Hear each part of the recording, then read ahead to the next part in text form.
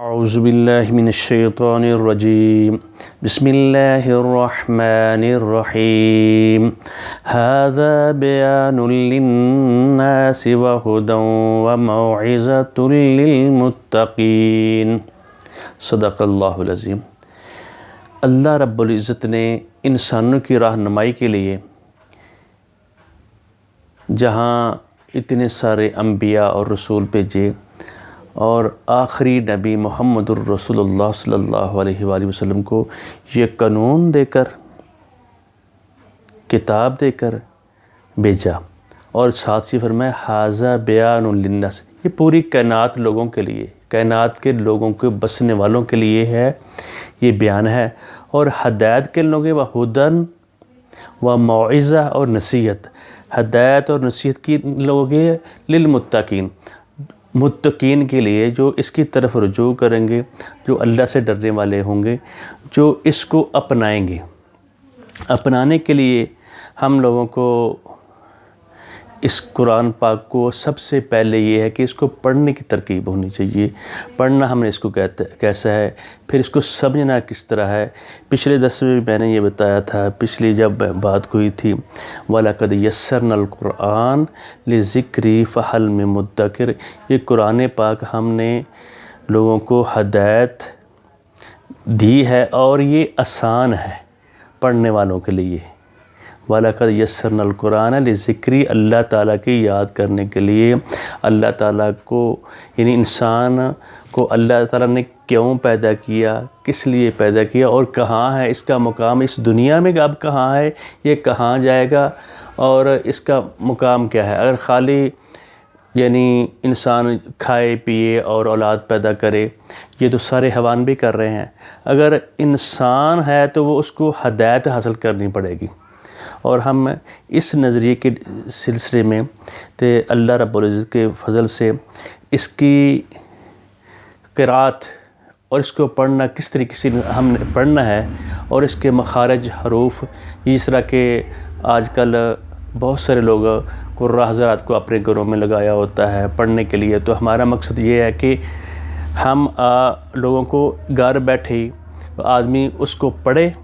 اچھی قرأت کے ساتھ۔ وَرَتِّلِ الْقُرْآنَ تَرْتِیلًا،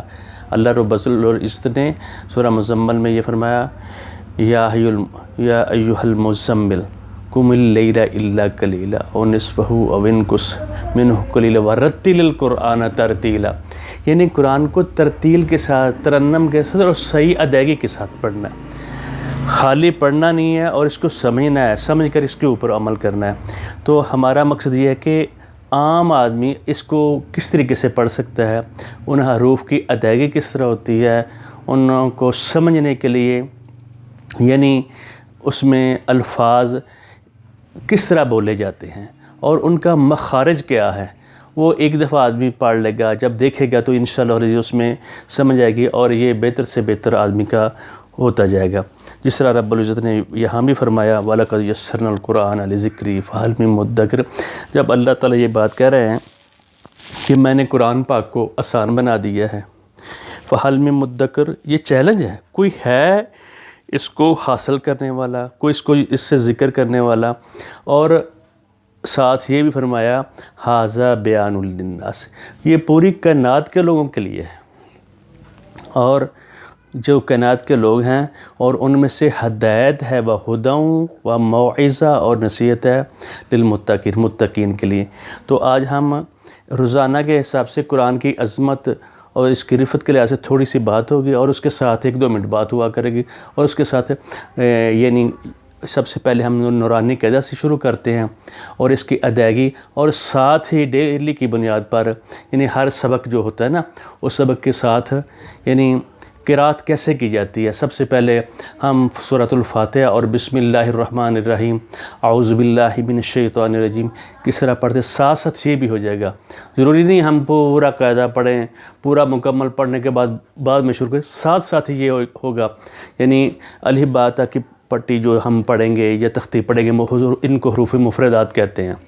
ٹھیک ہے۔ اس کے بعد حروف کس طرح پہچانے، ساتھ ساتھ یہ بھی تھوڑی سی پریکٹس ہے، ایک آیت کی یا آدھی آیت کی، اور وہ بتاتے جائیں گے، جیسے جیسے وہ حروف آتے جائیں گے تو آدمی کو سمجھنا آسان ہو جائے گا، انہیں حروف کہاں سے ہوتے ہیں، مخرج کس طرح نکالا جاتا ہے اور اس کو پہچاننا کس طرح ہوتا ہے۔ تو انشاءاللہ العزیز آج سے ہم شروع کر رہے ہیں، اور یہ انشاءاللہ فائدہ مند ہوگا، جو ابھی آدمی اس کو دیکھے گا اور ساتھ ساتھ وہ خود بھی پریکٹس کر سکتا ہے۔ تو ابھی ہم شروع کرتے ہیں انشاءاللہ العزیز۔ السلام علیکم ورحمۃ اللہ۔